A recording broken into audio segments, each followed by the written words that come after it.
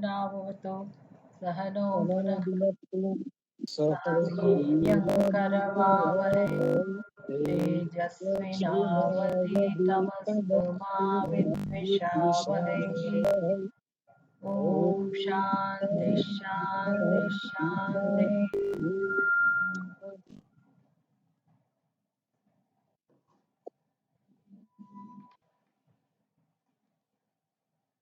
તમે લોકો પાસે નમું વંદુ શું છે એમાં 25મો પાનો કાઢો.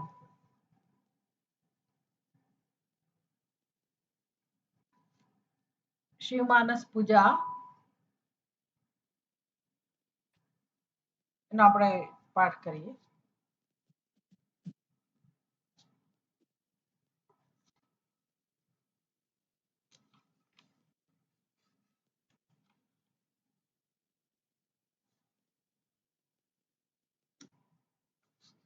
છે બધા પાસે નમું વંદુ છું? હા છે માતાજી. આજે આપણી સંખ્યા આટલી જ છે. હા છો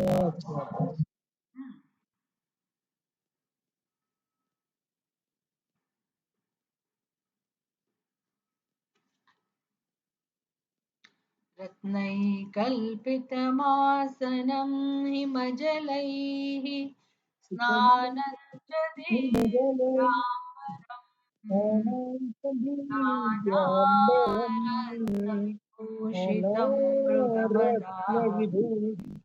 मृगमदा मोदाङ्कितं चन्दनम् जातिं चम्पकबिल्वपत्ररचितम् पुष्पं च धूपं तथा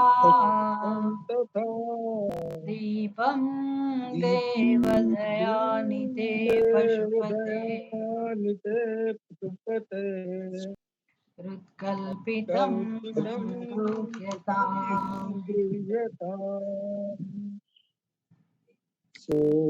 આપણે વારે પરથી બધાને તક આપીએ બોલવાની. બધાને હવે રાખતો આવડી ગયો ને? તો બીજો શ્લોક તમે લખો. હા માતાજી. બીજો શ્લોક તમે લખો બોલો. शौवर्णे नवरत्नखण्डरचिते पात्रे धृतायशम्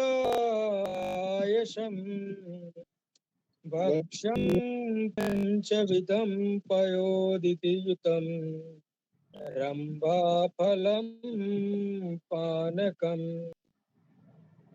साकानामयुतं जलं रुचिकरं कर्पूरखण्डोज्ज्वलम् ताम्बूलमनसा मया विरचितं भक्त्या प्रभो स्वीकुरु. Very good. હવે કોઈ બીજું બોલે એની પછીનો શ્લોક. રવિનભાઈ તને ફાવે તો તું બોલ.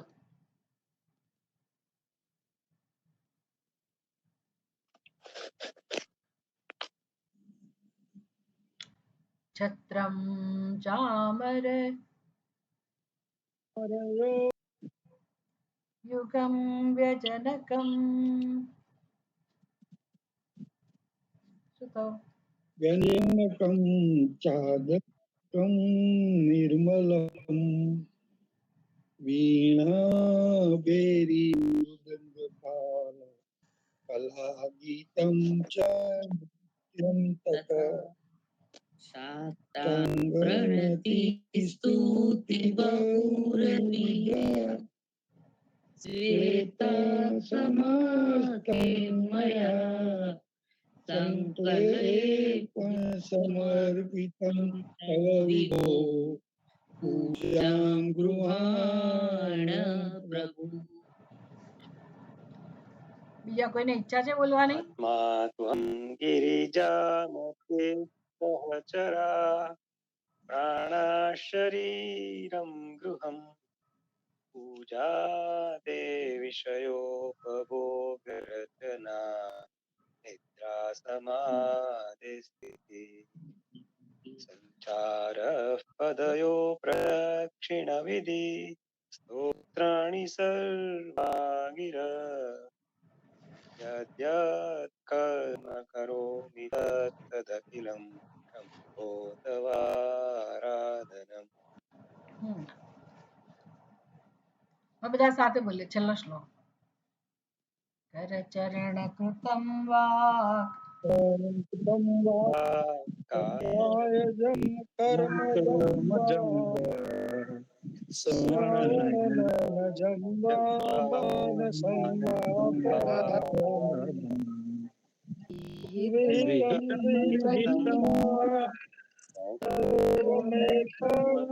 क्षमस्व जय जय करुणाब्धे श्रीमहादेव शंभो વેરી ગુડ એક અહીંયા ધ્યાન રાખવાનું છે ત્રીજી પંક્તિ છે ને વિહિતમ વિહિતમ વા વિહિતમ વિહિતમ આપણે મોટે ભાગે લોકો બોલી દેતા હોય છે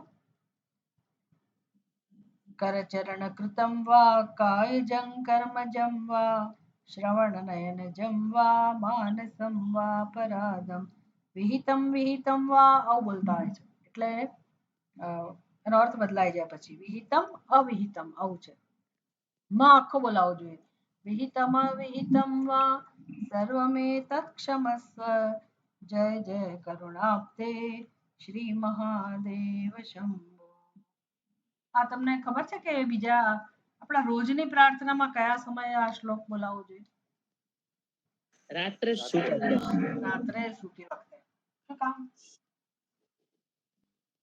આખા દિવસ દરમિયાન આપણાથી સાંભળીને આપણા શરીરથી કઈ પણ પાપ હોય તો ભગવાન પાસે ક્ષમા યાચના કરવા માટે મત એવું છે વિહિતમ અવિહિતમ વા સર્વમેત ક્ષમસ્વ ઓકે એટલે વિધિપૂર્વક અવિધિપૂર્વક જે કઈ આપણાથી થયું હોય અને કર ચરણ કૃતમ વાક કાયજમ હાથ પગથી કર એટલે હાથ ચરણ એટલે પગ હાથ પગથી થયેલું વાક કાયજમ વાણીથી કે કાયાથી શ્રવણ નયન જમવા કાનથી કે આંખથી માનસમ કે મનથી જે કે અપરાધ થયા હોય સર્વમેતત્ ક્ષમસ્વ ભગવાનને આપણે આ પ્રાર્થના કરીએ છીએ પછી એક બીજી પણ પ્રાર્થના આની સાથે એક સંકલ્પ કરવાનો એક તો આપણે માફી માંગીએ જે કે ભૂલ થઈ હોય એના માટે અને ધારો કે ભૂલ ના થઈ આપણે બહુ પ્રેમથી કામ કર્યું હોય અને સમર્પણની ભાવનાથી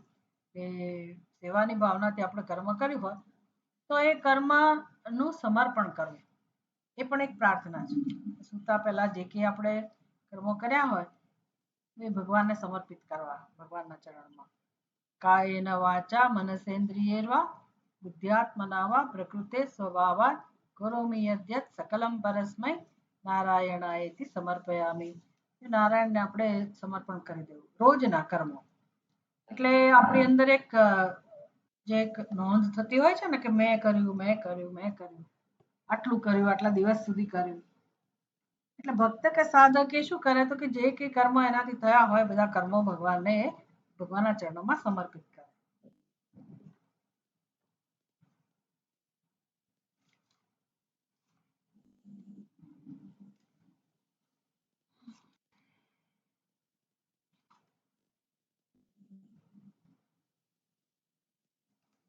કીધા જાણ અજાણ કર્મ દિનમાં માફી પ્રભુ આપજો નિદ્રામાં રણછોડારાય સ્વપ્ને ઝાંખી પ્રભુ આપજો એ સરસ પ્રાર્થના માનસ પૂજા છે આપણે સ્તોત્ર બોલ્યા એ સ્તોત્રનું નામ છે શિવ માનસ પૂજા એટલે પૂજા જ છે ભગવાન શિવજીની પણ માનસ પૂજા છે એટલે માનસિક રીતે માનસ પૂજાનું ફળ અનેક ગણું હોય આપણે જે પૂજા કરીએ ભગવાનની પ્રત્યક્ષ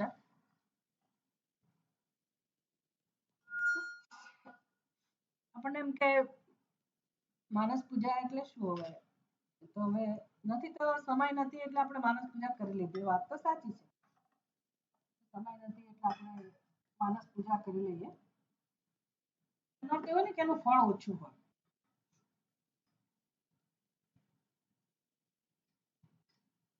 દરેક કર્મના બે ફળ હોય દૃષ્ટ અને અદૃષ્ટ દૃષ્ટ એટલે કરીએ ત્યારે આપણને એક ફળ મળે અને બીજું જે ફળ છે ને એ ભવિષ્યમાં મળે એને અદૃષ્ટ ફળ કહેવાય એટલે અમુક કર્મ એવા છે કે કરચરણ કૃતમ વાક કાયજમ કર્મ. આ બધા કર્મોમાં કેટલાક કર્મો જે ભગવાનની પૂજા આપણે અભિષેક ને બધું કરીએ એ કરતી વખતે જે આનંદ મળે એ તો મળે જ દ્રષ્ટ ફળ, અને પછી એનું જે પુણ્ય મળવાનું હોય એ પણ મળે. અને માનસ કર્મ છે એમાં ધ્યાનમાં બેસતી વખતે જ મોટા ભાગનું આપણને ફળ મળી જાય માનસ પૂજામાં જ, કારણ કે આપણે પૂરેપૂરા એકાગ્ર હોઈએ એમાં. એટલે એનું પણ એક દૃષ્ટ ફળ વધારે હોય અને અદૃષ્ટ ફળ ઓછું હોય. પેલાનું અદૃષ્ટ વધારે હોય, દૃષ્ટ ઓછું હોય.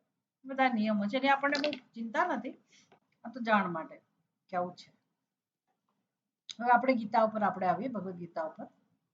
શ્રી ભગવાન વાચ, તમારે બોલવાનું છે. શ્રી ભગવાનુવાચ અમાનિત્વમદંભિત્વમ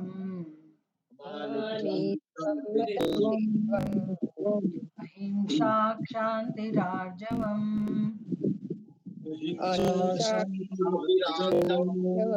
આચાર્યોપાસનમ શૌચમ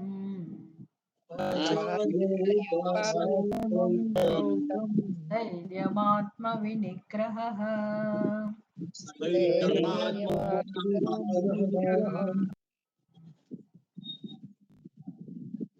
આ શ્લોક, એક શ્લોક તો મને લાગે છે કે બધાને મોઢે થઈ ગયો હશે. આપણે તો બધા શ્લોક પાંચે પાંચ શ્લોક મોઢે કરવાના છે. રોજ એનો પાઠ થાય તો આપણને યાદ રહી જાય. એટલે આજનું મૂલ્ય છે સ્થૈર્ય. સ્થૈર્યનું ગુજરાતી અર્થ થાય સ્થિરતા. સ્થિરતા એટલે કોઈ વસ્તુમાં હલન ચલન ના હોય એને પણ આપણે સ્થિરતા એવું કહીએ. પણ આ સ્થિરતા એટલે મનના સ્તરની સ્થિરતા અને સમજમાં નિશ્ચય. જે આપણી સમજ હોય એમાં સ્થિરતા પ્રાપ્ત થાય. એટલે ઘણી બધી સમજ ઘણા બધા ક્ષેત્રમાં આપણી હોય. આપણે તો મોક્ષના સંદર્ભમાં ચર્ચા કરીએ છીએ ને, એટલે સ્થિરતાનો અર્થ પછી શું કરવાનો? તો કે મોક્ષ વિશે આપણને જે કંઈ સમજ જે પ્રાપ્ત થતી જાય એમાં સ્થિરતા. મોક્ષ વિશે આપણી મુખ્ય સમજ આપણને કઈ પ્રાપ્ત થઈ? તો કે મોક્ષનું સ્વરૂપ. મોક્ષનું સ્વરૂપ એટલે શું?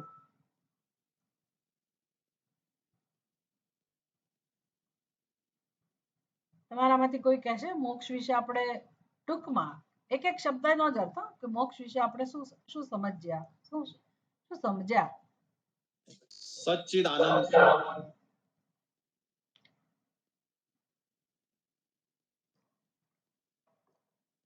પરમાત્મા, પોતાના સ્વરૂપનું જ્ઞાન થવું.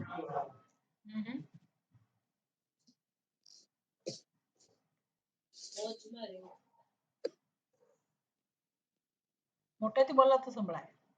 મોજમાં રહેવું માતાજી. હા હા, ઓકે. પછી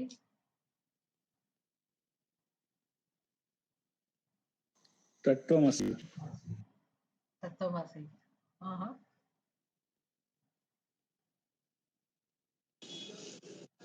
પૂર્ણતા અને આનંદનો અનુભવ થવો, પોતાના સ્વરૂપનો અનુભવ થવો. માતાજી એવું સુખ જે પછી જાય નહીં ક્યારે, આયા પછી. ઓકે, આ બધી મોક્ષની વ્યાખ્યા તમે કહો. અચ્છા, હવે મારે પૂછવું, હું તમને એવું પૂછું કે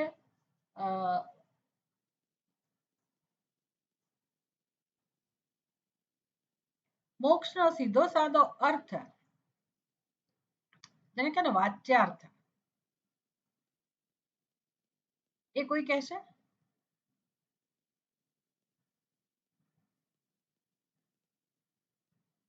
એનું ગુજરાતી, મોક્ષ શબ્દનું ગુજરાતી.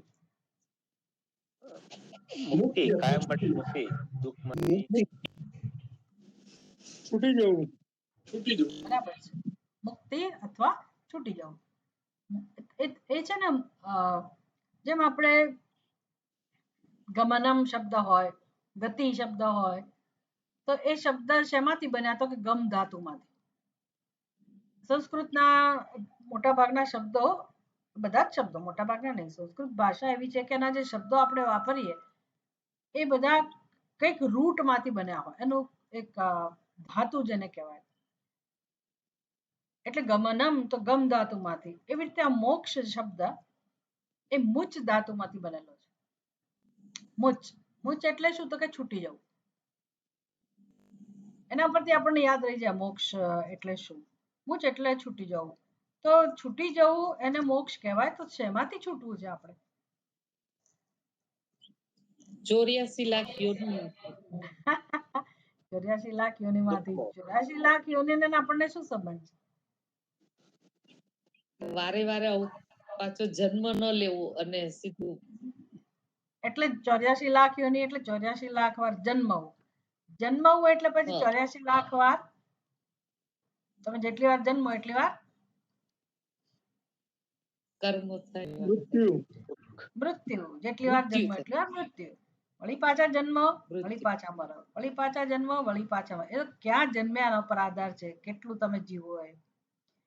દરેક વખતે કઈ કર્મ કરવાનું મળે નહીં. કઈ તો મનુષ્ય છીએ એટલે કર્મ કરવા મળે છે.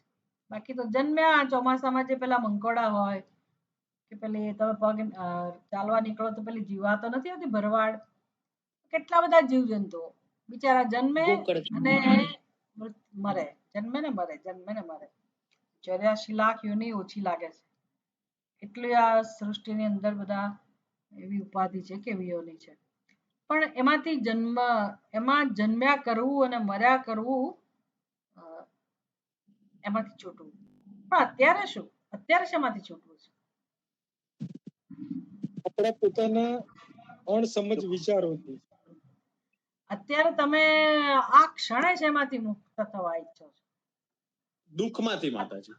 હા, એક જ સરળ જવાબ છે કે દરેકને જીવ માત્રને મનુષ્ય કે ગમે તે હોય એની ઈચ્છા શું છે? દુઃખમાંથી મુક્ત થવું. અને મોક્ષ એટલે શું? તો કે આપણે દુઃખમાંથી મુક્ત તો થઈએ જ છીએ. આપણે પુરુષાર્થ કરીએ એટલે પ્રશ્ન ઉકેલાઈ જાય, સમસ્યા જાય એટલે આપણે દુઃખમાંથી મુક્ત થયા. પણ મોક્ષ કોને કહેવાય? તો કે હંમેશ માટે મુક્તિ. દુઃખમાંથી હંમેશ માટે મુક્તિ. સારું, દુઃખમાંથી મુક્તિ થઈ ગઈ પણ પછી શું?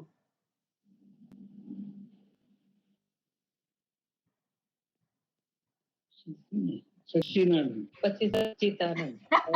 સચ્ચિદાનંદ તો શબ્દ છે. આપણને શું રસ છે એમાં? તો આપણે બોલ કરીએ અને વાંચવા જ કરીએ એટલે શું? સચ્ચિદાનંદ એટલે શું? દાદાજી દુઃખમાંથી મુક્તિ થઈ પણ પછી સુખ પણ જોઈએ. એક્ઝેક્ટલી. આપણને ખાલી મુક્તિ જોઈએ છે એવું નથી. દુઃખમાંથી હંમેશ માટે મુક્તિ જોઈએ છે. ઈચ્છા શાની છે? તો કે સુખની. હવે તમને ખબર છે કેવું સુખ? કેટલું સુખ? કેટલું સુખ? અનંત સુખ. કેટલું સુખ એટલે તમે માપો તો કેટલું સુખ જેને માપી ના શકાય. અનંત, અંત ના આવે એવું, અમાપ. પછી ક્યાં સુધી? ક્યાં સુધી ટકે એવું સુખ જોઈએ છે? હંમેશને માટે. આ જન્મમાં જ ખાલી હું સુખી થાવ એવું? કે એક જ દિવસ હોવ એવું? અમુક જ સમય માટે સુખી હોવ એવું? જન્મ અનંત સુખ. અનંત સુખ. પછી જન્મનું તો જોઈ લઈશું. પહેલા તો આપણી આ ઈચ્છા જોઈ લઈએ આપણે કે દુઃખમાંથી તો છૂટવું છે એટલું જ પૂરતું નથી. મને શું જોઈએ છે? સુખ જોઈએ છે, આનંદ જોઈએ છે. અને કેવો આનંદ જોઈએ છે? અત્યારે તો આપણે ચલાવી લઈએ છીએ કે કરીએ શું એટલે આપણને જેટલું આવડે છે એમાંથી આનંદ લઈએ છીએ. ખાઈ પીને મોજ કરો, મજામાં રહેવું. મજામાં રહેવું કઈ રીતે? શું કરો તો તમે મજામાં રહ્યા કહેવાઓ? મોજ શું કરો તો તમે મોજ કરો છો એવું કહેવાય? શેને તમે મોજ કરી કહેવાય? સારા કામ કરીએ. શું કર્યું તો મોજ કરી કહેવાય?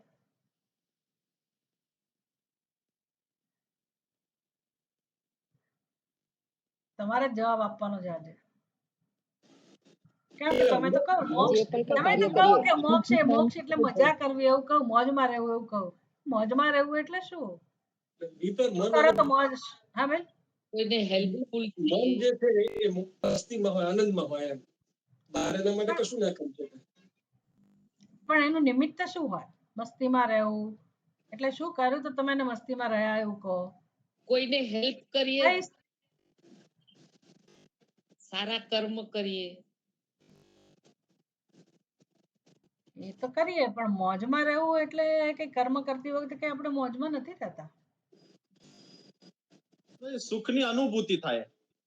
હા, મોજમાં રહેવું એટલે શું? કશું કરવાની જરૂર ના પડે અને આપણે સુખનો અનુભવ કરીએ. ગમે ત્યાં હોઈએ સુખનો અનુભવ કરીએ, ગમે તે કરીએ એમાં સુખનો અનુભવ, ગમે તેની સાથે હોઈએ, ગમે ત્યારે, ગમે ત્યાં, ગમે તે પરિસ્થિતિમાં આપણને અનુભવ શાનો થવો જોઈએ? સુખનો, કશું કર્યા વગર. નિર્નિમિત્ત એને કહેવાય આનંદ કે નિર્નિમિત્ત સુખ. તો એવા પ્રકારનો સુખનો અનુભવ એને મોજમાં રહેવું કહેવાય. એને અનંત સુખ કહેવાય કે ના કહેવાય? એને જ અનંત સુખ કહેવાય ને. એટલે અનંત સુખ પછી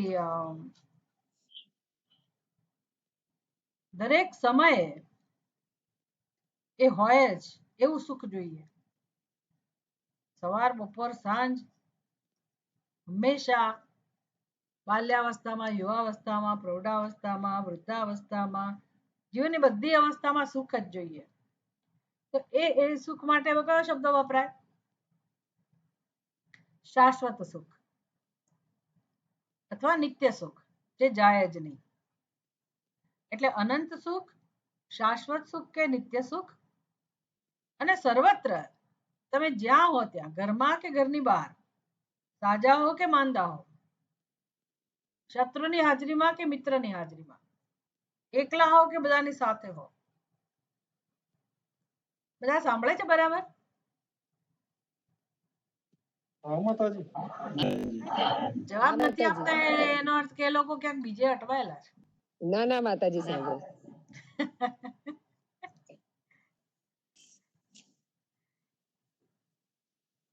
એટલે આપણને જરા તરા સુખ નથી જોઈતું, સુખનું સ્વરૂપ સમજવાનું. બાકી સુખ તો મળ્યા જ કરે છે જીવનમાં કે ભાઈ આજે અમે આ ખાધું, આજે આ જગ્યાએ ગયા હતા, આજે આને મળ્યા, એ બધા સુખના અનેક પ્રકાર છે. પણ આપણને ખરેખર જે સુખની ઈચ્છા છે, મોજમાં રહેવું, એ મોજ કરવી એટલે મોજ કરવાની વસ્તુ નથી, મોજ થવી જોઈએ. કશું કર્યા કરો તોય મોજ હોય ને કશું ના કરો તો મોજમાં હો, એવી સ્થિતિનું નામ મોજ કરી છે. મોજ કરી એવું કહેવાય. એટલે આપણે વિચારવું પડે કે દુઃખમાંથી છૂટવું એટલી જ આપણી ઈચ્છા નથી. આવું સુખ પ્રાપ્ત કરવું એને આપણે પરમ સુખ કહીએ, નિત્ય સુખ કહીએ, શાશ્વત સુખ કહીએ, અનંત સુખ કહીએ. હવે વિચારવાનું છે કે અનંત સુખ જે હોય, પછી જે નિત્ય સુખ હોય એટલે જે હંમેશા હોય જ, જે બધી જ જગ્યાએ હોય, જે બધાનું સત્ય હોય, બધા માણી શકે એવું હોય, એ સુખ મેળવવાની વસ્તુ હોય, ઉત્પન્ન કરવાની વસ્તુ હોય કે હોય જ? હોય જ. હોય જ. અને જો એ સુખને તમે મોક્ષ કહેતા હો અને એની પ્રાપ્તિની ઈચ્છા હોય, તો એ તમારી જે મોક્ષની વ્યાખ્યા થઈ, એને પ્રાપ્ત કહેવાય કે અપ્રાપ્ત કહેવાય? પ્રાપ્ત કહેવાય. તો પછી જીવનમાં કરવાનું શું રહ્યું? જો પ્રાપ્ત જ હોય, વાત તો સાચી છે. મોક્ષ એટલે તમને હવે જો મેં પહેલો પ્રશ્ન પૂછ્યો, મોક્ષનું સ્વરૂપ કેવું છે એ આપણને ખબર હોવી જોઈએ. તો મોક્ષ એટલે દુઃખમાંથી છૂટી જવું, પણ એટલું પર્યાપ્ત નથી અનંત સુખની પ્રાપ્તિ. પણ હવે દુનિયા તો આખી એવું માને છે કે મોક્ષ મેળવવાની વસ્તુ છે, કંઈક કરીએ એટલે આપણને મોક્ષ મળે, મૃત્યુ પછી મોક્ષ મળે, આવી અનેક બધી સમજ છે લોકોની. પણ આપણે જે શીખીએ છીએ રોજ, જે શીખવાનું છે, આપણે આ આપણો સિદ્ધાંત નથી. આપણે બધાથી જુદા પડીએ અને આપણો સિદ્ધાંત મોક્ષનો જુદો હોય એવું નહીં. આપણે વિચાર કરીને સમજવાનું છે કે મોક્ષ આવો જ હોય, મોક્ષનું સ્વરૂપ આ જ હોય અને આ જ આપણી ઈચ્છા છે. આટલી આપણને ખબર પડવી જોઈએ. બીજાની ઈચ્છા હોય કે ના હોય, મારી વ્યક્તિગત, મારી પોતાની ઈચ્છા તો આ જ છે, એ આપણને સમજાવવું જોઈએ. પછી આપણે ભલે એ દિશામાં કામ ગમે ત્યારે શરૂ કરીએ, પણ ખરેખર મારી ઈચ્છા આ જ છે અથવા આ જ હોવી જોઈએ. અને પછી સમજી શકીએ કે બધા જીવની ઈચ્છા આ જ હોવી જોઈએ. એટલે મોક્ષનું સ્વરૂપ નક્કી કરવું આપણે. રોજ આપણે ચિંતન કરીએ છીએ ને, સિક્રેટ ઓફ ધ મોક્ષ, એમાં પહેલું એનું રહસ્ય કયું છે તો કે મોક્ષ પ્રાપ્ત કરવાની વસ્તુ નથી. એને સંસ્કૃત ભાષામાં શું કહેવાય? પ્રાપ્ત. પ્રાપ્તસ્ય પ્રાપ્તિ. મોક્ષ સિદ્ધ વસ્તુ છે, પ્રાપ્ત છે, એટલે તત્વમસી શક્ય બને. તત્વમસી નું ગુજરાતી શું છે? તું તે છે. તમને ખબર છે તું એટલે કોણ?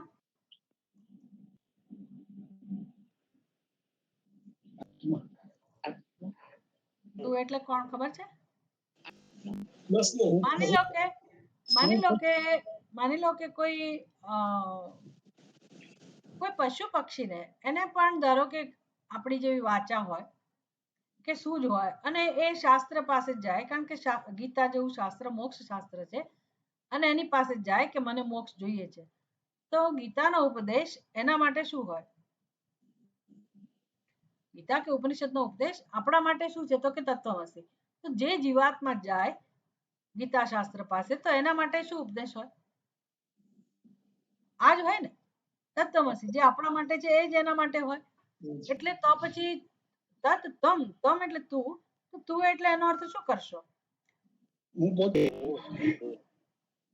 આપણે પોતે ખરા, પણ આપણે જઈએ ત્યારે આપણે પોતે, કારણ કે શાસ્ત્ર આપણને કહે છે, પણ જે વ્યક્તિ જાય છે એને પણ શાસ્ત્ર તો આ જ કહે છે ને. એટલે જીવ તમ એટલે શું? તો કે જે જીવાત્મા કોઈ પણ શરીરમાં કેમ ના હોય, કોઈ પણ ઉપાધિમાં કેમ ના હોય, આવો જીવ, જે જીવ શાસ્ત્ર પાસે જાય મોક્ષ માટે, તો શાસ્ત્રને દરેક જીવ માટે આટલું જ કહેવું છે કે તું તે છે. વિચાર કરો કેટલી મોટી વસ્તુ કહી દીધી. આપણને એમ કે આપણે મોક્ષ એટલે આપણે એક જ મોક્ષની ઈચ્છા વાળા છીએ, તો બીજા જીવોને શેની ઈચ્છા હોય? તમે મચ્છરને મારવા જાઓ છો, અત્યારે આ સિઝનમાં મચ્છર બધાને બહુ કરડતા હશે, તો તમને ખબર છે કે મચ્છર લગભગ ક્યાં કરડે ખબર છે? તમે આ હજી તો એને મારવા જાઓ ને કે પકડવા જાઓ ને તો એ તો ઉડી જ ગયું. એ શું કામ ઉડી જતું હશે? બચવા માટે. હા, બચવા માટે. બચવા માટે. શેમાંથી બચવા માટે? એને હિંસા નથી ગમતી, એને દુઃખ નથી ગમતું, એને મરવું નથી. એટલે બુદ્ધિપૂર્વક એ બધા પોતાનું કામ કરે છે ને, એ એવી જગ્યાએ બેસીને કરડે તમારો હાથે ના પહોંચે ત્યાં. તમે આમ કરીને અમે કરવા જાવ એટલે તો ઉડીએ ગયું હોય. એટલે બધી બહુ સૂઝપૂર્વક બધા જીવજંતુનો વ્યવહાર છે. કોઈને હિંસા નથી ગમતી, કોઈને મૃત્યુ નથી ગમતું, અને બધાની પ્રવૃત્તિ, જીવ માત્રની પ્રવૃત્તિ દુઃખમાંથી છૂટવાની જ છે.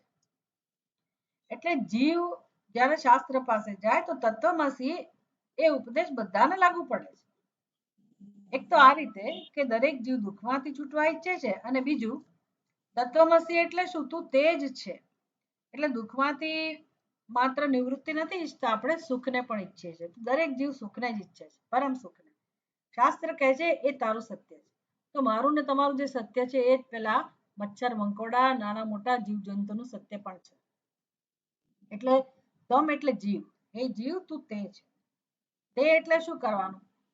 તે એટલે પછી આપણે તે એટલે પણ સર્વનામ ગમે તેના માટે વપરાય, તો તેનો અર્થ શું કરશો? ઈશ્વર. ઈશ્વરમાં બધાને થોડો રસ છે. તારી વાત સાચી છે, ઈશ્વર, પણ આપણને સ્પર્શે ને એ રીતે આપણે સમજવાનું. આપણને રસ હોય, સ્પર્શે એટલે આપણને બધાને ઈશ્વરમાં રસ છે એવું કહીએ, પણ ખરેખર કઈ ઈશ્વરમાં રસ નથી.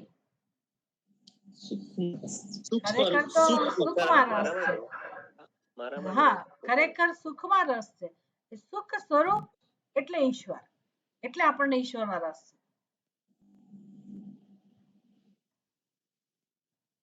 એટલે તેનો અર્થ શું થયો? ભલે ઈશ્વર કહો, પણ આપણને રસ છે તો શેમાં રસ છે? સુખમાં.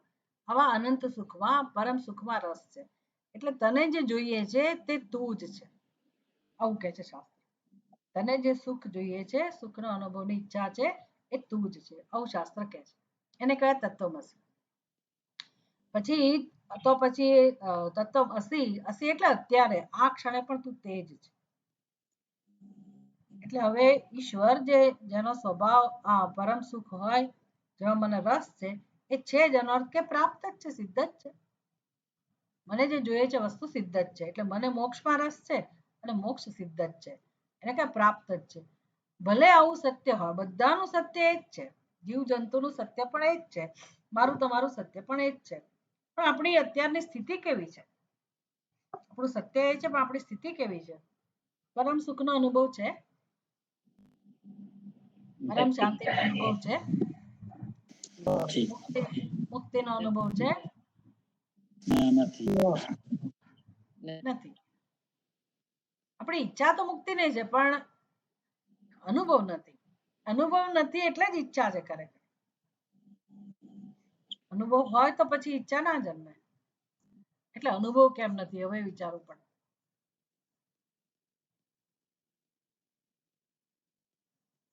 એ મારું સત્ય હોય તો મને અનુભવ કેમ નથી? બધું ખબર છે બધાને, નવું કશું આજે નથી. મારે ખાલી તમને આ સ્થૈર્ય સમજાવું છે ને એટલે હું આટલી ભૂમિકા સાથે વાત કરું છું.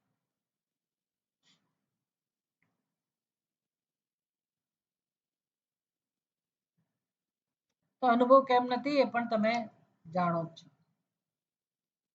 જવાબ આપવો છે તમારે અનુભવ કેમ નથી એનો? કારણ કે આપણી બુદ્ધિમાં એની સમજ નથી. હા, આપણને આપણી પોતાના સ્વરૂપની સમજ નથી, એટલે કે અજ્ઞાન છે. એટલે સમજ નથી એટલે એનો અર્થ શું થયો? આપણે હોવા છતાંય, આનંદ સ્વરૂપ હોવા છતાંય આપણને એનો લાભ મળતો નથી, અનુભવ નથી. અને પાછો પ્રયાસ શેના માટે છે? પ્રયત્ન શેના માટે છે? પ્રવૃત્તિ શેના માટે છે દરેક જીવની? છેવટે શેના માટે છે? સુખ પ્રાપ્ત કરવા માટે. સુખ માટે. એટલે હવે આપણી ઈચ્છા, જે સુખની ઈચ્છા છે એનો સ્વભાવ તો સિદ્ધ છે, પ્રાપ્ત છે. તો હવે એ સુખને પ્રાપ્ત કરવું હોય તો એ સુખ માટે કયો શબ્દ વપરાય? મોક્ષ માટે. તો કે પ્રાપ્તની પ્રાપ્તિ. આપણો પ્રશ્ન કેવો છે? પ્રાપ્તની પ્રાપ્તિ, અપ્રાપ્તની પ્રાપ્તિ નથી. આપણો પ્રશ્ન કેવો છે? પ્રાપ્તની પ્રાપ્તિ. સમજાય છે આ વસ્તુ તમને? પ્રાપ્તની પ્રાપ્તિ એ આપણો પ્રશ્ન છે. જે પ્રાપ્ત હોય તો એની પ્રાપ્તિ માટેનો ઉપાય કયો હોય? તો કે વિચાર. એ દિશામાં વિચાર કરવો પડે. જે વસ્તુ હોય છતાં આપણને લાભ ના મળે તો એનો ઉપાય શું હોય? તો કે વિચાર. વિચાર એટલે ઓળખ, એને આપણે જ્ઞાન કહીએ છીએ.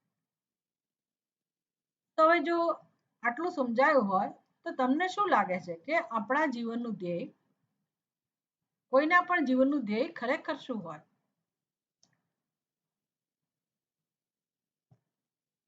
શું નક્કી થવું?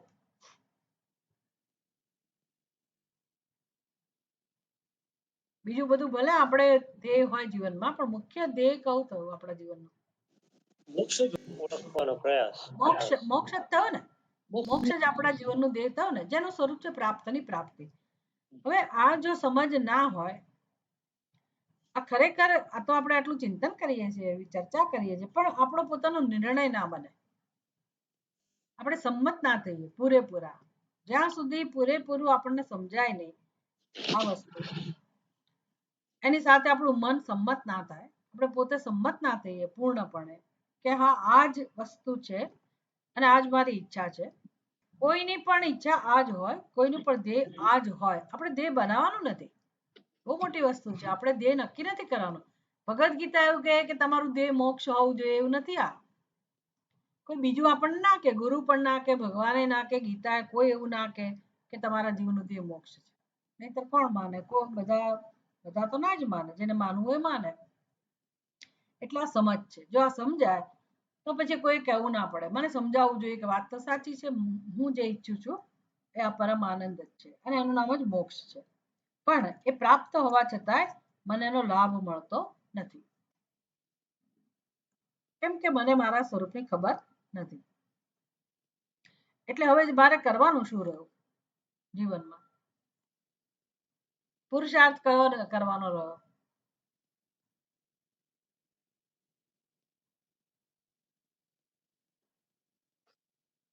સમજ કેળવવાનો, અજ્ઞાન દૂર કરવાનો. પોતાના સ્વરૂપને ઓળખવાનો. ઓળખવાનો પુરુષાર્થ રહ્યો. આ એક જ ધ્યેય નક્કી થયો. આ નિશ્ચય બની જાય કે જીવનમાં એક જ કામ કરવાનું છે.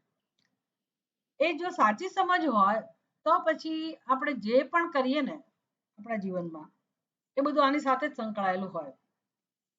કે હું જે કરું છું નાના મોટા કર્મો કે વ્યવહાર કે ગમે તે પ્રવૃત્તિ હોય, જીવન જીવવાની આપણી રીત હોય, વ્યવહાર હોય, એ બધું મને અહીંયા પહોંચાડે એ રીતે જ હું કરું. એટલે અત્યારે જે આપણે મૂલ્યો સમજીએ છીએ એ મૂલ્યો છે ને ધ્યાનમાં રાખીને હશે. બધા મૂલ્યો ક્યાં પહોંચાડે આપણને? આપણા સ્વરૂપનું દર્શન કરવા લઈ જાય. એને આપણે મોક્ષનું દ્વાર કહીએ છીએ. મોક્ષનું દ્વાર, ખરેખર મોક્ષનું દ્વાર તો જ્ઞાન જ છે. પણ એ જ્ઞાન માટે આપણો પુરુષાર્થ ક્યારે હોય? તો કે આટલી સમજ હોય ત્યારે. અને આ બધા મૂલ્યો જે આપણે શીખી રહ્યા છે મૂલ્યો આપણે આપણો સ્વભાવ બનાવીએ, એને કેળવીએ, તો પછી આપણે આત્મ સ્વરૂપને ઓળખવા માટે સફળ થઈએ. આપણા મન બુદ્ધિ આપણને પોતાનું આત્મ સ્વરૂપ જાણવામાં ઉપયોગી થાય. બસ આટલું જ છે. આટલી જ વસ્તુ છે ખરેખર. આટલું બધું ડિટેલમાં આટલા બધા મૂલ્યોને સમજવા, એનું અનુષ્ઠાન કરવું, એ બધું છેવટે શેના માટે? તો કે મારા સ્વરૂપને ઓળખવા માટે. અને એવું છે પાછું, આનંદ સ્વરૂપ તો છે જ આત્મા. અને એ જ્ઞાનનો જે વિષય છે એ આપણે જ છીએ એ સમજાય તો ખરેખર તો આપણને જીવનમાં સૌથી મહત્વનું, સૌથી પ્રિય કોઈ હોય તો કોણ હોય? આપણે સૌથી પોતે વધુ પ્રેમ હોય આપણા પોતાના માટે. આપણે પોતે જ. પોતાના. એટલે રસનો વિષય જીવનમાં કોણ છે છેવટે? હું જ રસનો વિષય છે ને. ભલે ન જાણતા હોય તો એ રસનો વિષય કોણ છે? તમે અમુક લિમિટ સુધી તમારું બધું જતું કરો, બધું વ્યવહાર કરો બીજાને ધ્યાનમાં રાખીને, પણ છેવટે તો માણસ કોને મહત્વ આપે છે જીવનમાં? અહંકારને. અહંકાર આટલો પ્રિય છે. અહંકાર એટલે બીજું કઈ નહીં, અહંકાર સૌથી નજીક છે એટલા માટે. અહંકાર સૌથી નજીક છે. અને અહંકારની પાછળ કોણ છે?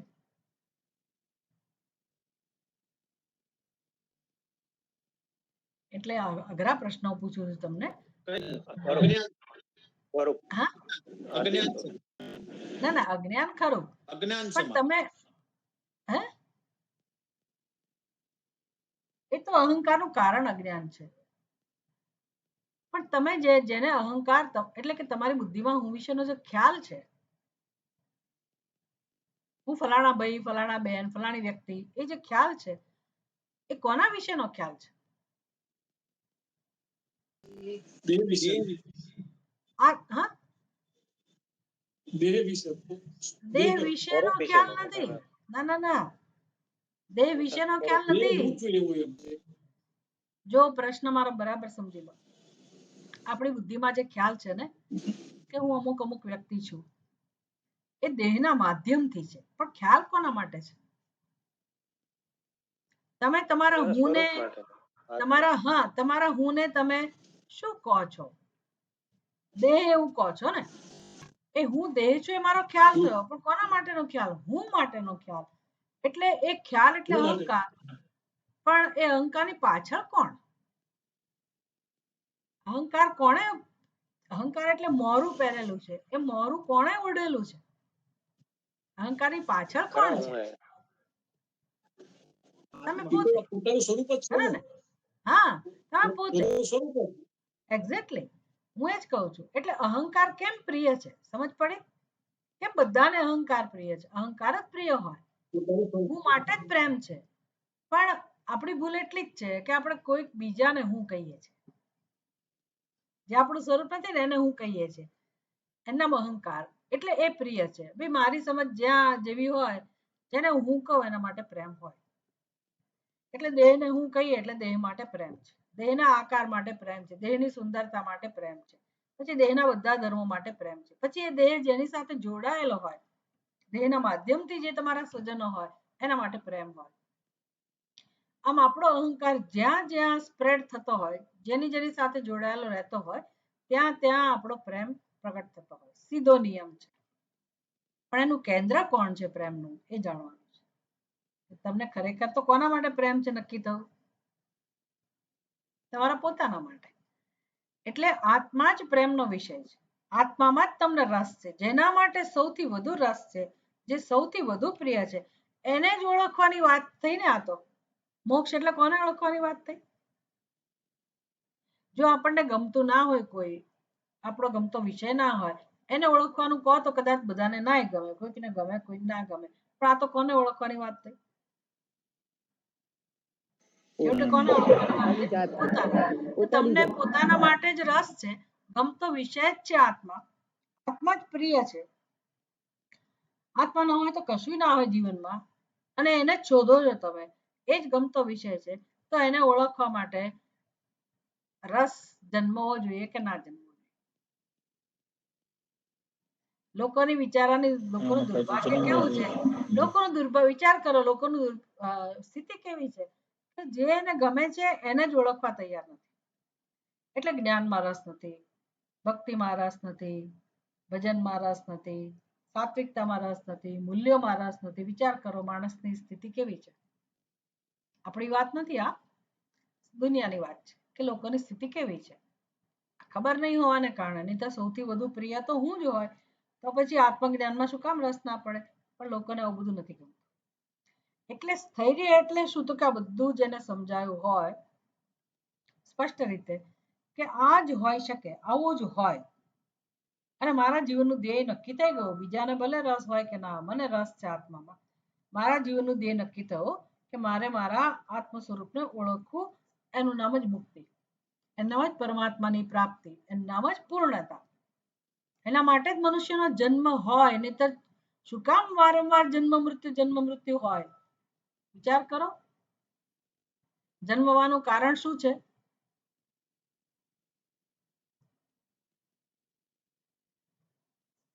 જ્ઞાન. તમે તો બહુ બધા અઘરા જવાબ આપો છો. સરળ જવાબ કેમ નથી આપતા?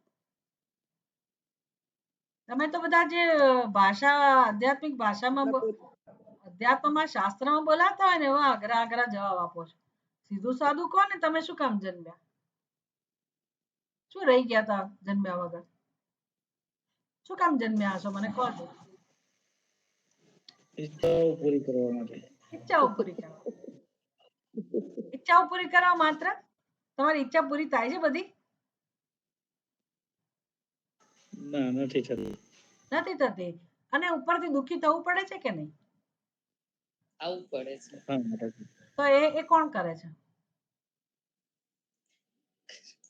એના માટે કોણ જવાબદાર છે? આપણે પ્રારબ્ધ. આપણે પોતે. સી હંમેશા કનેક્શન જળવાઈ રહેવું જોઈએ ચિંતનમાં. આડેધડ જવાબ ના ચાલે, કોઈ સંબંધ વગરનો જવાબ ના ચાલે. આપણને ક્લેરિટી હોવી જોઈએ દરેક વસ્તુની. નહીતર આ બધું તો સસ્તું છે. અધ્યાત્મ બધું સાંભળ્યા કરીએ, બોલ્યા કરીએ, વાંચ્યા કરીએ, એવું ના ચાલે. વેદાંત એટલે જ્યાં તમને પૂરેપૂરી ક્લેરિટી હોય દરેક વસ્તુની, તમે સમજી શકો એવું હોવું જોઈએ. જ્ઞાન તમારું પોતાનું થવું જોઈએ કે ભાઈ હું જન્મ્યો છું શું કામ? શું કામ હું જન્મી? તો કે મારી ઈચ્છાઓ પૂરી કરવા. એકલી ઈચ્છાઓ પૂરી કરવા જન્મ છે આપણો? તમે તમારી ઈચ્છાથી જન્મ્યા છો? તમે માતા પિતા તમે પોતે પસંદ કર્યા છે? તમારા જન્માક્ષર તમે આવા હોય જન્માક્ષર આપણી ઈચ્છાથી જન્મ્યા હોય? કેવા સરસ જન્માક્ષર ના હોય? રાવણની જેમ આપણે બધું કેવું ગોઠવ્યું હોય બધું. એ ફલાણા ગ્રહ તું આ જગ્યાએ રહેજે, ઢીકણો ગ્રહ તું આ, બધાને સરખા રાખ્યા હોત ને, આપણી ઈચ્છા પ્રમાણે જન્મ હોત તો. એટલે આપણી સાથે પ્રારબ્ધ છે કે નહીં? ભોગવવું પડે છે ને દુઃખ. આપણે જીવનમાં કેટલી બધી અસહાયતા છે, પરવશતા છે. ત્યાં આપણે કહેવું પડે છે કે મારું પ્રારબ્ધ આવું. તો પ્રારબ્ધ ભોગવવા તમે જન્મ્યા, પણ પ્રારબ્ધ એટલે શું? કર્મનું ફળ. કયા કર્મ? ક્યારના કર્મો? મારા જ કર્મ. તમારા કર્મો, જન્મના. પણ કયા સમયના? પૂર્વ જન્મના. સંચિત આગળના કર્મ. જન્મના, ભૂતકાળના. હમ ભૂતકાળના જન્મ માટે. બાકી તો આ જન્મના કર્મો આપણે અત્યારે ભોગવતા હોય એવું બને. પણ જન્મ માટે કોણ જવાબદાર છે? તો કે ગયા જન્મના કર્મો. ગયા જન્મમાં તમે કર્મ શું કામ કર્યા?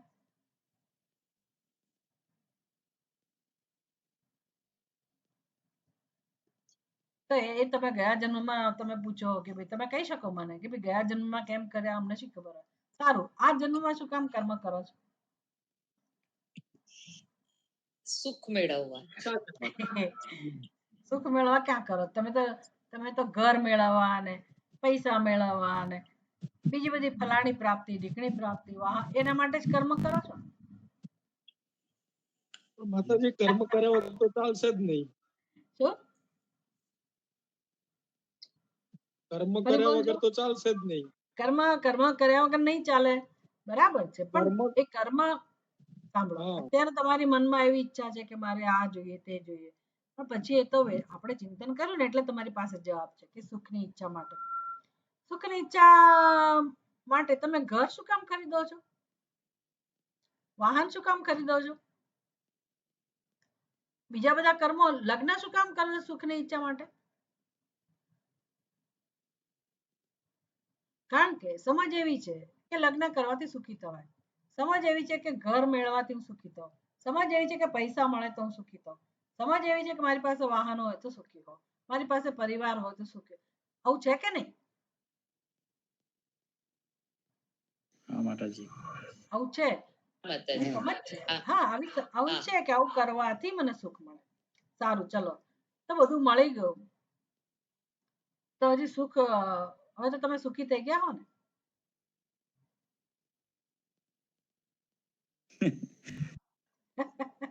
સુખી થઈ ગયા હો ને? નથી. ગયા જન્મમાં ના. શું કર્યું હશે? ગયા જન્મમાં શું કર્યું હશે? આવું જ કર્યું હશે ને? આવું જ કંઈક કર્યું છે. તો ગયા જન્મમાં એ સુખ ના મળ્યું. એની પહેલાના જન્મમાં આવું જ કર્યું હશે. અનાદિકાળથી જન્મ્યા કરો છો તો તમે સુખ કેમ નથી પામતા? અને આ જન્મમાં આટલી ઉંમર સુધી તો કેટલો પ્રયત્ન કર્યો, તમને જોઈએ છે એવું સુખ નથી મળ્યું, છે નથી મળ્યું એવું નહીં, પણ તમે હજી સુખ માટે પ્રયત્ન કરો છો. શું બતાવે છે? કે તમને ખરેખર સુખ મળ્યું નથી.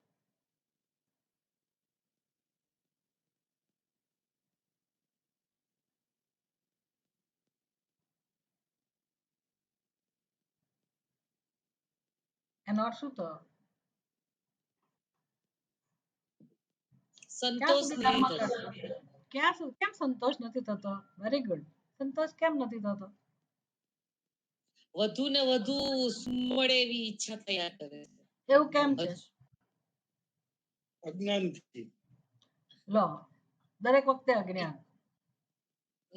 સુખ વધુ ને વધુ જોઈએ એમાં અજ્ઞાન ક્યાં? સુખ અધૂરું છે. અનંત સુખ. એક્ઝેક્ટલી. કારણ કે તમે અનંત કોઈ સુખની દિવસ ઈચ્છા છે વિચાર એટલે નથી કર્યો કે મારે જે સુખ જોઈએ છે અનંત સુખ જોઈએ અને અનંત સુખ મારી ઈચ્છા હોય તો જ આ સ્થિતિ હોય કે આપણે ધરાતા નથી.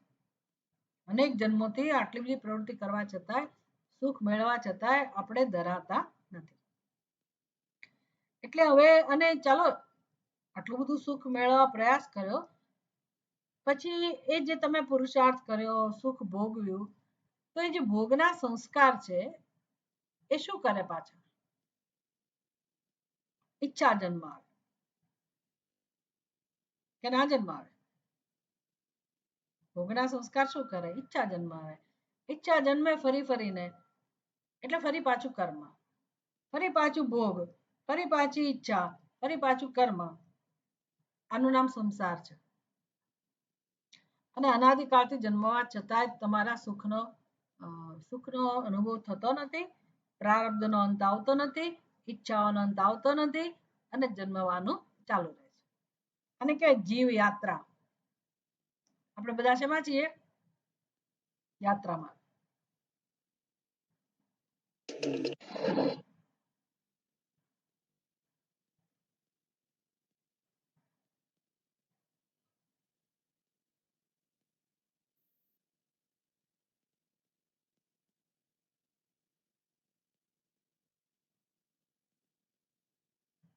કોઈને કઈ પૂછવાનું છે પ્રશ્ન?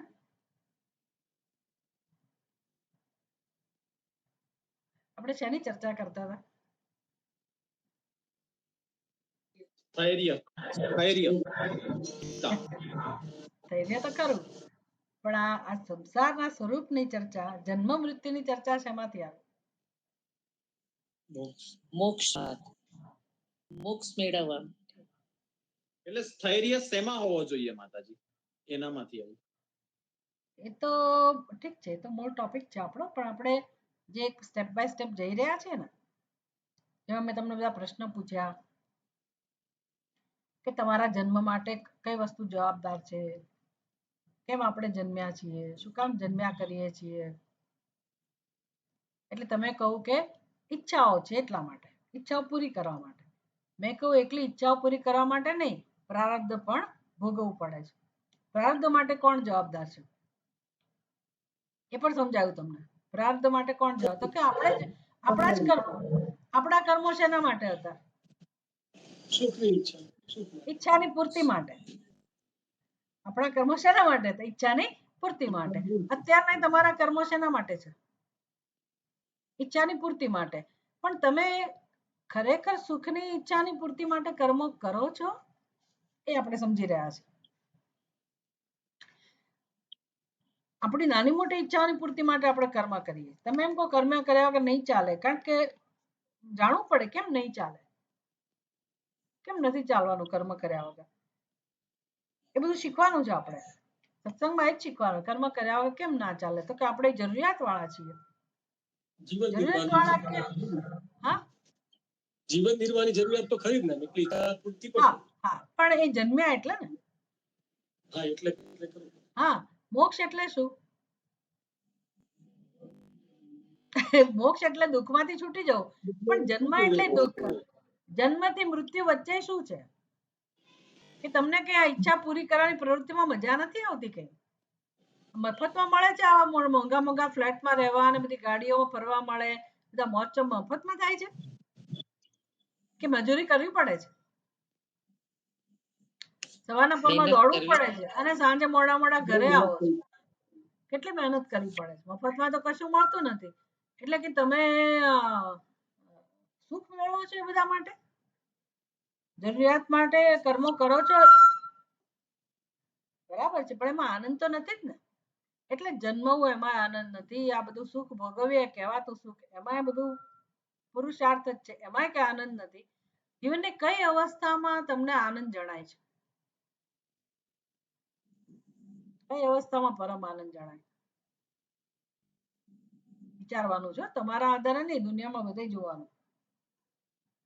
કઈ અવસ્થામાં જીવને શાંતિ હોય છે? ઊંઘી ગયા હોઈએ ત્યારે શાંતિ બેન સત્સંગ સાંભળતા હોઈએ ત્યારે. ક્યાં શાંતિથી સાંભળે છે? હમણાં 10 ની ઉપર 10 મિનિટ થશે એટલે ઊંચા નીચા થશે. મને વહેલા ખ્યાલ નથી હોય ને મગજમાં.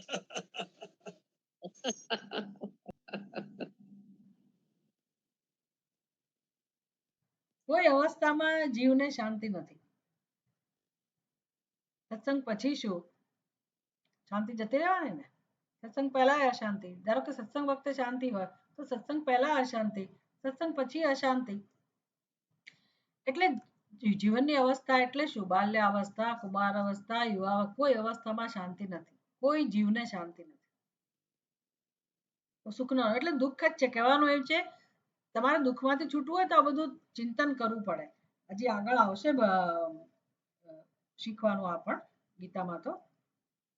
એટલે જન્મથી મૃત્યુ દુઃખ જ છે. પછી બીજો જન્મ એમાં દુઃખ જ છે. આમ અનાદિકાળથી બિચારો જીવ. એક તો સૌથી મહત્વની વસ્તુ, જ્યારે તમે પોતાને દેહ કહો છો ને, એનું નામ જ મહાન દુઃખ. એમાં જ દુઃખ રહેલું છે. એ સ્તર સુધી આપણે પહોંચ્યા નથી. જ્યારે આપણે પોતાને શરીર એવું કહીએ છીએ ત્યારે આપણે પોતે પોતાનું એટલું બધું અપમાન કરીએ છીએ, એટલો તિરસ્કાર કરીએ છીએ, એની આપણને ખબર નથી. એ જ મહાન દુઃખ છે. અને એ ખ્યાલ સાથે તમે જન્મો જન્મોથી આ સૃષ્ટિમાં ભમતા હો, 84 લાખ યોનિમાં 84 લાખ વાર, તો એ બધા જન્મ મૃત્યુમાં તમારા સ્વરૂપનો તિરસ્કાર જ છે. આત્માનો તિરસ્કાર જ કરીએ છીએ એટલે એ મહાન દુઃખ છે. પછી તો દુઃખ જ હોય. પહેલું દુઃખ તો અહીંથી શરૂઆત થાય, પછી જે મળે દુઃખ જ હોય. પછી એમાં તમને ગમે તેટલું મહાન સુખ મળે એ અંદર તો તમને ખબર જ છે કે હું મર્ત્ય છું, હું કેટલું જીવીશ, એટલે એ બાકીના સુખનો કોઈ હિસાબ રહ્યો જ નહીં. એવું કહેવાતું સુખ ખરેખર સુખ છે પણ નહીં. પણ ઠીક છે, અત્યારે તો આપણે આજે આટલું સમજવાનું છે સ્થિરતાના સંદર્ભમાં.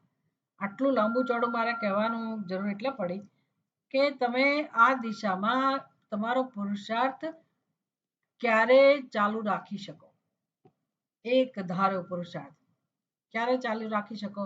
તમને આ બધું સમજાયું હોય, સમજાયું હોય કે આત્માનો તિરસ્કાર એમાંથી જ અધૂરાપનો અનુભવ, એમાંથી જ ઉણપ ચાલે, એમાંથી જ વધુ ને વધુ સુખની ઈચ્છા જન્મે અને એને કારણે તમે કર્મ કરો, એને કારણે કર્મનું ફળ, એને કારણે જન્મ મૃત્યુ આમ સંસારમાં પડેલા છીએ. આ બધું ના સમજાય ત્યાં સુધી કર્મો કરીશું પણ સુખ માટે. હવે સુખ માટે કર્મો કરવાની જરૂર છે કે નથી એ આપણે સમજવાનું છે. તમે સુખ માટે કર્મ નથી કરતા એ સમજવાનું છે. તમારે અત્યારે જે કર્મો છે એ તમારી જરૂરિયાત માટે છે, દેહની જરૂરિયાત માટે કે જીવન જીવવા માટે, જીવન નિર્વાહ માટે. આટલી ક્લેરિટી તો હોવી જોઈએ કે મારા કર્મો જીવન નિર્વાહ માટે છે, સુખ માટે નથી. એ મોટી સમજ હોવી જોઈએ, પહેલા સ્પષ્ટતા હોવી જોઈએ. અને સુખ માટે કર્મની જરૂર, કયું કર્મ કરો કે તમને તમારી ઈચ્છા પ્રમાણેનું સુખ મળે. વધુ ને વધુ સુખ જોઈએ છે, તમારે અનંત સુખ જોઈએ છે, તો એવું સુખ તમે કયું કર્મ કરો તો મળે.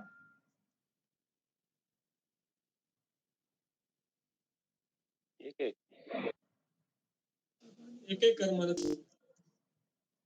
કર્મની જરૂર જ નથી, એટલું તો સમજાયું ને. મને જે સુખની ઈચ્છા છે એના માટે કોઈ કર્મની જરૂર જ નથી. કેમ તો કે એ સુખ પ્રાપ્ત જ હોય. મને જે સુખ જોઈએ છે નિત્ય છે, પૂર્ણ જે પ્રાપ્ત જ હોય, જે પ્રાપ્ત હોય એના માટે કર્મ ઉપયોગી નથી. That's it. અને છતાંય આપણે સુખ વગરના તો છીએ જ પાછા, યાદ રાખવાનું. સુખની ઈચ્છા એટલે જન્મે છે વારંવાર, ગમે તેટલી વાર મેળવવા છતાંય વધુ ને વધુ સુખની ઈચ્છા છે, બહુ સ્વાભાવિક છે. એવું હોવું જ જોઈએ. એનું કારણ આપણને ખબર નથી, કારણ જાણવાની જરૂર છે. કેમ વધુ ને વધુ સુખ મેળવવાની ઈચ્છા છે? કારણ કે સુખ જ આપણું સત્ય છે. પણ ઈચ્છા ના હોવી જોઈએ. ઈચ્છા કેમ છે? તો કે આપણા સ્વરૂપને આપણે જાણતા નથી. હવે આવું સુખ જે હોય છે, પ્રાપ્ત જ હોય, તો એને પ્રાપ્ત કરવાની જરૂર ના હોય તો એનો ઉપાય કયો હોય? એવા સુખને અનુભવવા માટે ઉપાય કયો હોય? કર્મ ઉપાય ના હોય, કયો ઉપાય હોય? બધા પાસેથી આ જવાબ જોઈએ હો. આવા સુખ માટે હવે કયો ઉપાય હોય? પ્રાપ્ત જે સુખ છે એના માટે કયો ઉપાય હોય? જ્ઞાન, વિચાર. તો જીવનનો ધ્યેય શું થયું? જીવનનો ધ્યેય શું થયું? આ બધું સમજવું, બુદ્ધિનો ઉપયોગ કરવો. આખો દિવસ રાત બુદ્ધિનો ઉપયોગ શેમાં થાય છે? સવારે શું બનાવું, સાંજે શું ખાશું, ને આજે ક્યાં ફરવા જઈશું, ને પહેલી જગ્યાએ શું કરશું, ને આ ક્યાંથી મેળવો, ને પહેલો પ્રશ્ન કેમ ઉકેલવો. બુદ્ધિનો ઉપયોગ એમાં જ થાય છે. આ દિશામાં થાય છે, આત્મ સ્વરૂપને જાણવા માટે થાય છે. જો થતો હોય તો આપણે સાધક કહેવાય. એટલે આ સત્સંગ એના માટે છે. આ સત્સંગ વિચારપૂર્વકનો સત્સંગ આપણા સ્વરૂપને ઓળખવા માટે. આ નિશ્ચય થઈ જાય એને કહેવાય સ્થૈર્ય, કે આ જ એક રસ્તો છે મોક્ષની પ્રાપ્તિનો ઉપાય. આ વિચાર એક જ છે. વિચાર ક્યારે કરીએ, ક્યારે કરી શકીએ? મન બુદ્ધિ સાથ આપે ત્યારે. મન બુદ્ધિ સાથ ક્યારે આપે? તો આ જે અમાનિત્વમ, અદંભિત્વમ એ મૂલ્યો આપણે બરાબર અપનાવ્યા હોય, કેળવ્યા હોય, આપણું વ્યક્તિત્વ એવું બન્યું હોય, તો જ આ દિશામાં મન બુદ્ધિ સાથ આપે. એને તૈયાર કરવાના છે મન બુદ્ધિને, એ ધ્યેયને ધ્યાનમાં રાખીને કે મારે મારા સ્વરૂપને જાણવાનું છે અને જાણવા માટે મારા જ મન બુદ્ધિ કામમાં આવશે, બીજા કોઈના નહીં. મારા મન બુદ્ધિને માટે મારી જવાબદારી છે કે મારા મન બુદ્ધિને મારે કેળવવા, તૈયાર કરવા. બસ આ ધ્યેય નિષ્ઠા થઈ, આ સ્થૈર્ય. હવે આમાં કેટલા આ ધ્યેય પ્રાપ્ત કરવામાં કેટલા વિઘ્નો આવે એની ચર્ચા આપણે આવતી વખતે કરશું. પણ આટલી સમજ હોય ને તો જ જીવનમાં સ્થિરતા. પછી આ નક્કી થઈ ગયું પછી તમારું જીવન ગોઠવાઈ જ જાય. પછી કોઈ કહેવું ના પડે આમ કરો ને આમ ના કરો. પણ તમને જે ગમે તે કરો. ખોટું તો કરવાના જ નથી. તમને ખબર છે કે આ માર્ગે જવા માટે મારા જીવનમાં કયો રસ્તો હોય, શું કરવાનું હોય. એટલે જીવન નિર્વાહ માટેની પ્રવૃત્તિ ગમે તે હોય પણ મૂલ્યો એ તમારો સિદ્ધાંત બની જાય, એ તમારો નિયમ બની જાય. એની ઉપાસના, મૂલ્યોની ઉપાસના. પછી એમાં ભક્તિ બધું આવી ગયું. ભક્તિ આવી ગઈ, સેવા આવી ગઈ, ભજન કીર્તન જપ જે હોય તે બધાનો સમન્વય. સમજાય આજની વાત બધાને? હા માતાજી. હા માતાજી. હવે તમારા જરા ચહેરા દેખાડો. જય શ્રી રામ કેવા પૂરતા. શરૂઆતમાં કોઈ નમસ્તે કરવા માટે નથી કે તમારો ચહેરો દેખાડતા મને ખબર જ ના પડે કોણ છે. તો પેલા ગોળ ગોળ દેખાય, કોઈમાં બી લખ્યું હોય, કોઈમાં આર લખ્યું હોય. એટલે મારે હું કોણ સાથે વાત કરું છું એ જ મને ખબર ના પડે. તમે બધા હોશિયાર છો, તમે લોકો તો આવી રીતે વાત કરી શકો, હું તો ના કરી શકું. મને તો સામે કોઈક જોઈએ, કોઈક માણસ સાથે વાત.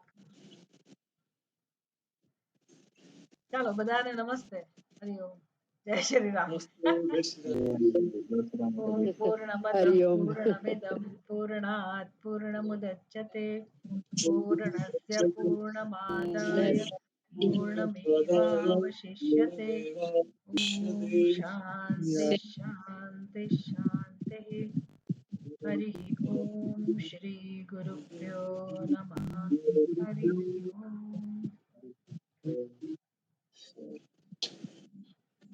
બધાને જય શ્રી રામ. બધાને નમસ્તે.